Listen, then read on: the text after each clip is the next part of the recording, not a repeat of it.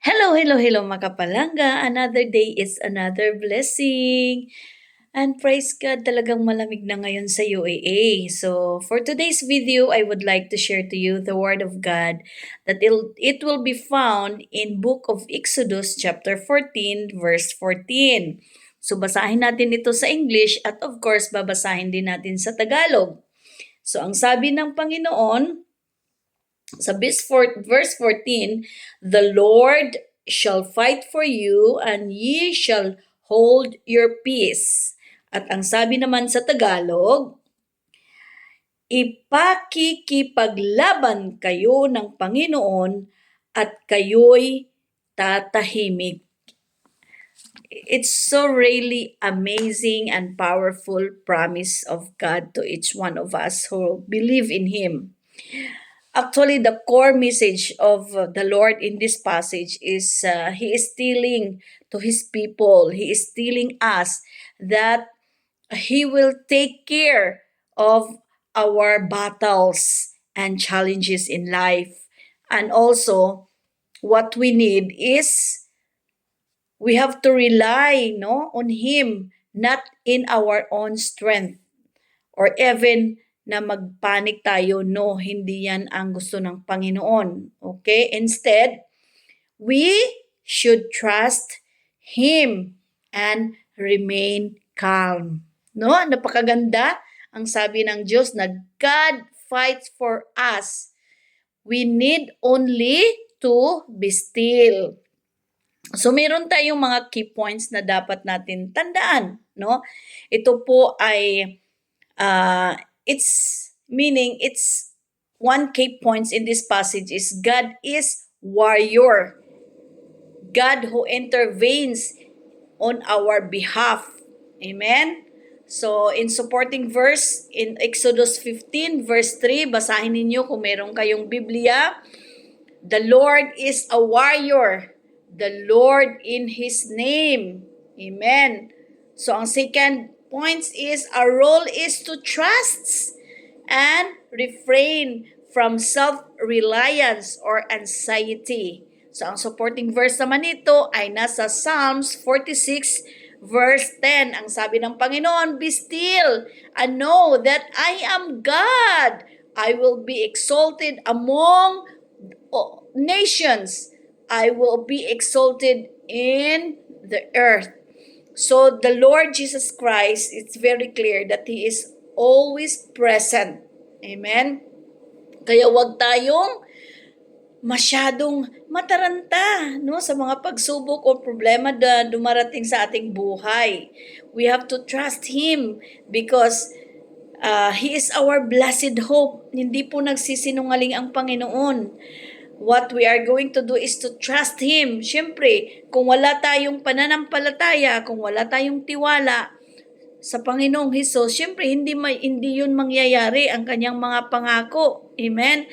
Mangyayari lang yan kung buong puso po tayo na kalmado at nagtitiwala sa Kanya. Ito nga ang third key points, calmness comes from recognizing God's sovereignty and power. Yes, I agree with that. Kasi kung tayo ay natataranta, ibig sabihin, hindi natin nare-recognize or na-appreciate ang kapangyarihan, ang kakayahan ng Panginoon.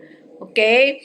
So, supporting verse, nasa Book of Isaiah, chapter 41, verse 10. Anong sabi niya? So, do not fear, for I am with you. Do not be dismayed, for I am your God. I will strengthen you and help you. I will uphold you with my righteous right hand. Yan ang pangako ng Panginoon. Okay? Kaya magiging relax lang tayo, manatili tayo sa presensya ng Panginoon, magdasal tayo, ibigay natin sa Kanya ang lahat natin ng kabigatan. Amen? Because this is not our own battles, but the battles of Jesus Christ. Amen? So ano ang application natin sa passage na to? In times of crisis, when facing financial stress, yes, all of us having financial stress, relationship conflicts, or health issues. Resist the urge to rush into the impulsive decision.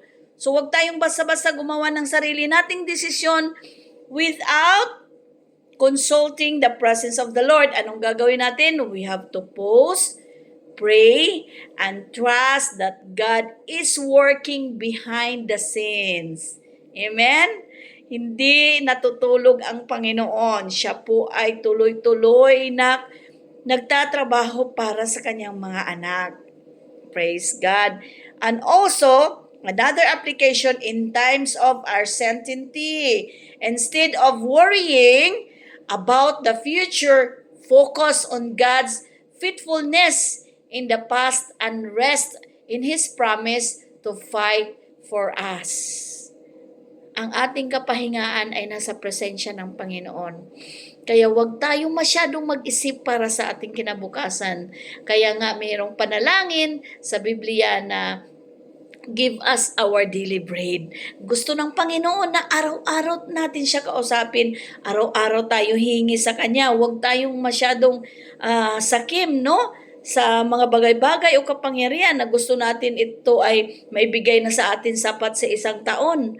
Amen. Hindi yan ang gusto ng Panginoon, kundi gusto ng Panginoon na daily meron tayong quiet time and devotional with Him. Kakausapin natin siya, hingian natin siya. Amen. And also, in times of conflict, avoid taking matters into your own hands. Okay? Like seeking revenge or like controlling outcomes. No. Let God handle justice and resolution while you remain peaceful. Would you agree that, kapatid? Ang sarap talaga mamuhay na nasa presensya ng Panginoon, no? Ang lahat ay ibigay natin sa Kanya, hindi sa sarili nating desisyon o hindi sa sarili nating paghihiganti.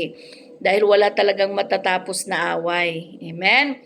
So, as a summary for this passage in Exodus chapter 14, verse 14, okay, it is a powerful promise given to the Israelites as they face the Red Sea with Pharaoh armies in pursuit. So, alam naman natin ang istorya, no, nito. So, ito naman ay hindi lang para sa kanila, para din ito sa atin. No, nag-e-exist ang banal na salita ng Panginoon. It declares that God will wage their battles. Yes, ginawa ng Panginoon sa kanila, ganun din. Kayang-kayang gawin ng Panginoon din sa atin in our present time.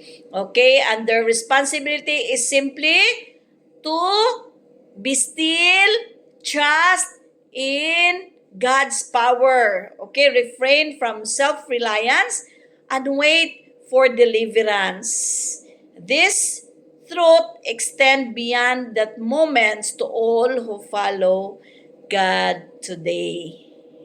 Okay, so as a conclusion, Exodus 14, verse 14, remind us that our strength is limited. Would you agree that, kapatid? But God is infinite.